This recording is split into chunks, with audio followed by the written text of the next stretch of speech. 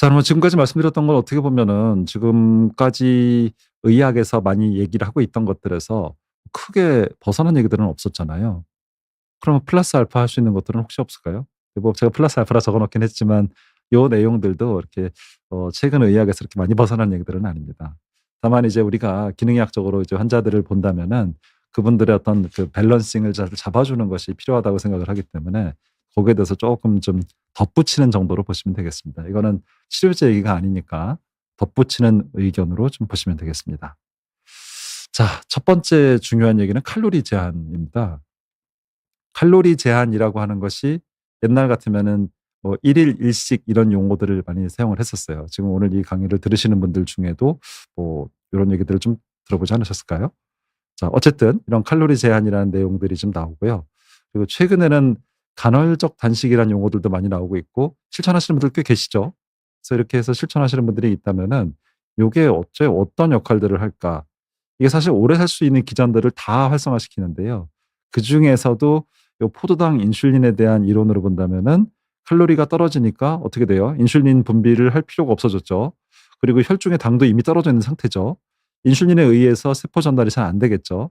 근데 인슐린이 많이 분비되고 정상적인 역할이 되게 되면은 우리 몸에서는 어떻게 돼요? 어떤 단백질을 만들어내고 에너지를 활용할 수 있는 쪽으로 이제 쫙쫙 퍼지게 됩니다. 그리고 우리 몸에 에너지를 많이 쓰게 된다는 얘기고 이제 그 상태가 되는 건데 이제 그거를 거꾸로 돌린 거잖아요. 그러면 그렇게 거꾸로 돌리게 되면은 우리 몸에 그 성장 호르몬 분비는 잘 될지 몰라도 성장 호르몬이 작동되는 쪽에서는 좀 막히고 인슐린도 막히고 이렇게 막히게 되면은 우리 몸에서는 엉뚱하게도 자가 포식이 증가하고 그리고 세포를 잘 유지할 수 있는 상태로 되게 됩니다. 그러니까 기운은 빠지는데 오래 살아요. 그래서 그런 쪽으로 좀 갈 수 있는 게 바로 요 칼로리 제한의 효과라고 보시면 되겠고 인슐린 저항성을 줄이는 데 있어서도 상당한 도움이 될 수밖에 없습니다. 애초에 인슐린 분비를 잘 안 시킬 수밖에 없는 조건을 만들어 주기 때문에 이건 아주 합리적인 선택이라고 할 수 있겠습니다. 또 한편 이 마그네슘 같은 것도 부족하게 되면 인슐린 저항성이 좀 만들어지게 되거든요. 그래서 이 마그네슘이 인슐린의 저기 어떤 활성을 막아줄 활성이 살아나기 위해서는 반드시 필요한 물질로 이해하시면 되겠고요. 마그네슘도 이제 염증이나 산화 스트레스 같은 것들을 막는 데도 도움이 된다고 알려져 있습니다. 크롬을 이용하는 것이 또 인슐린 저항을 좋아지게 하는 거 아니냐는 의견들이 또 있어요. 뭐 그게 진짜로 크롬을 줬을 때 좋아지는지까지는 사실 알기는 좀 어렵죠. 엄밀히 말하면. 크롬을 줬을 때 당 떨어진다는 얘기는 솔직히 못 들어봤잖아요. 그러니까 그런 얘기들은 정확히 할 수는 없을지 몰라도 최소한 우리 몸에서 크롬이 부족해지면은 인슐린 수용체의 기능이 떨어집니다. 그리고 일부 이제 인슐린으로부터 이어져 있는 그 신호 전달이 많이 약화가 되게 되고 이 산화 스트레스도 증가하고 염증이 증가한다고 돼 있기 때문에 크롬이 부족한 거는 좀 최대한 막는 쪽으로 해야만 한다라고 설명드릴 수 있겠습니다.